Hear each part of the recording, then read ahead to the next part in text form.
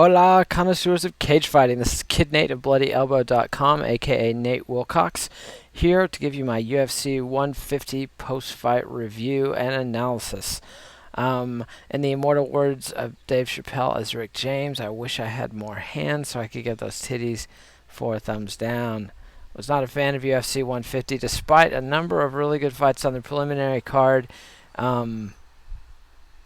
I got to give it probably 2 out of 5 stars. And a lot of that's burnout. I've just been seeing too many UFCs and too many unspectacular cards in a row, and that hurts things. Let's just run through the card. We'll start at the bottom with Nik Lentz versus Ij Masuoka. That was a pretty good performance from Nik Lentz. Nik the Fence Lentz came out and got a finish. Nothing really spectacular, just some good ground and pound. I would watch that fight. I would watch that fight later. I don't think it's a priority. I'd give it 3 out of 5 stars. Not a bad fight. Not a terrible fight. Chico Chemists versus Dustin Peg. Other than some jokes about Albert Camus and the Plague, there really wasn't a lot of entertainment value in that fight. 3-round unanimous decision for Camus. Actually, there was some good back and forth. You know, it's been 24 hours. I've almost forgot it, but now I'm remembering this fight. There was some good back and forth on the ground. For a ground fight, that's kind of unusual. I used to seeing one guy dominate on the ground. This was mostly a ground fight. Had some good back and forth. Nevertheless, I wouldn't really, with so many fights to watch, you can probably skip this one. I think Camus will be back in the bantamweight division. Not so sure about Peg. The other bantamweight fight, Eric Perez put a beating on Ken Stone, 17 seconds, very impressive performance. Ken Stone came out bringing it, left himself wide open in an exchange, and Perez caught him and made short work of him. So good job by Eric Perez, a Greg Jackson fighter. I would watch that fight now. It's 17 seconds of pretty sweet action.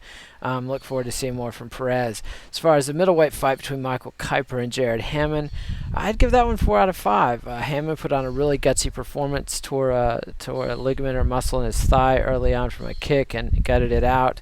And Kiper really brought it to him, punished him, hurt him bad, finished him in the second round. I would watch that fight now. I'd give it 4 out of 5 stars. Featherweight action, Dennis Bermudez and Tommy Hayden. I would watch that fight now. Bermudez looked good. Hayden didn't look so good. Quick finish, definitive finish, good fight.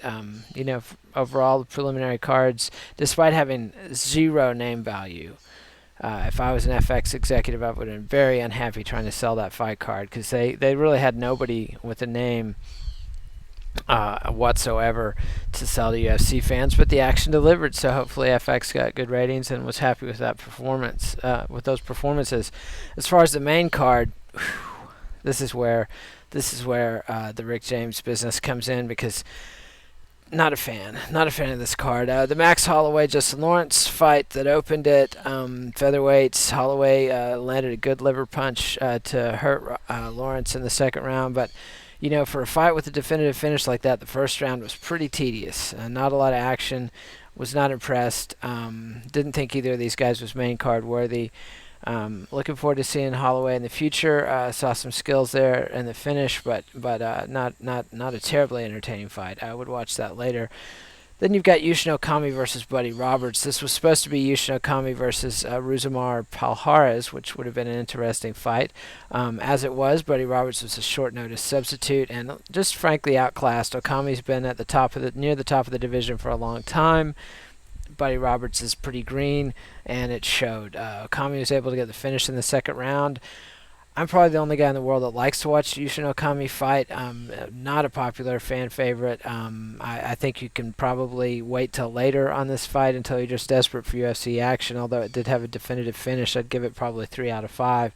The next one, though, Jake Shields versus Ed Herman, was everything Jake Shields non-fans were afraid it would be. Herman just could not resist grappling and tying up with this guy, and Shields dominated position, tried a couple of submissions, nothing too serious, but mostly just held position, dominant position. Even admitted he gassed in the third round and was just holding on. Not pretty, not something you want to see. I would never watch this fight. If you haven't seen it yet, don't bother. I would give it 2 out of 5 stars, maybe 1 out of 5 stars. Not pretty, not fun stuff. The next fight, Donald Cerrone versus Melvin Guillard. Other than Melvin missing weight, this fight delivered everything you want to see. Back and forth action, fast-paced, minute 16 of just pure nitroglycerin. I'd give it 5 stars. Cerrone's going to be fighting Anthony Pettis in a title eliminator, so that'll be fun to look forward to. Cerrone's really been bringing it in this division. And then we come to the headliner, Ben Henderson defending his lightweight title against Frankie Edgar, the former champion. Went 5 rounds, split decision. Henderson won. Most people thought Edgar won. I thought Edgar won. Nevertheless, I'm glad that Henderson got the nod, just because it's time to end the Frankie Edgar reign of terror in the lightweight division. This guy, great fighter, great athlete, seems like a great person, just does not have the charisma to connect with fans. His fights tend to be boring. Even his 2 classics with Gray Maynard, which were 2 of the greatest fights I've ever seen, seemed to make no impression with fans. Part of that was they were on pay-per-views that nobody bought, but part of it's just Frankie Edgar does not have a charisma that ignites the MMA audience or the sporting world. Nobody cares when he fights. I'm glad that he lost. I'm glad he's out of the lightweight title picture. Frankie, best of luck as a featherweight. But please, God, do not let Frankie Edgar have another run at the UFC lightweight title. He's been in every fight since April 2010, when he took the belt from BJ Penn at UFC 112 in a decision many thought was controversial. I thought was controversial. Rematched BJ Penn at UFC 118. Then he fought Gray Maynard to a tie at UFC 125. Then rematched Gray Maynard at UFC 136. Then he fights Benson Henderson, loses the title at UFC 144, gets a rematch. All right already, enough with the Frankie Edgar rematches. It's over. The dream is over. What can I say? Please stop. And Dana White, I know you're not listening to the internet. You don't care about my opinion. You don't respect what I think. Listen to the gate receipts. Listen to the pay-per-view numbers. People are not buying your product for a reason. You've watered it down too much. Too many UFCs. It's not a good thing. Let's have some scarcity in the marketplace. Let's have some anticipation. Let's leave the fans wanting more instead of just running it into the ground. I don't know if you noticed, but the economy is in terrible shape, particularly in your youth demographic. There are no jobs out there for 20-somethings. There's tons of college loan debt. Kids just do not have the money to be paying $55 a month for a pay-per-view. This is 4 pay-per-views in 5 weeks or something like this. I can't remember what the exact pace was, but it's been hellish.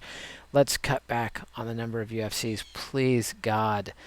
And Dana White, please just ramp it back a little bit next year. That's all I'm saying. Just a few less events. I think it's going to be the best for everybody, because otherwise you're killing the goose that laid the golden egg. The Fox numbers are bad. The pay-per-view numbers have been bad. The live attendance numbers recently have been terrible.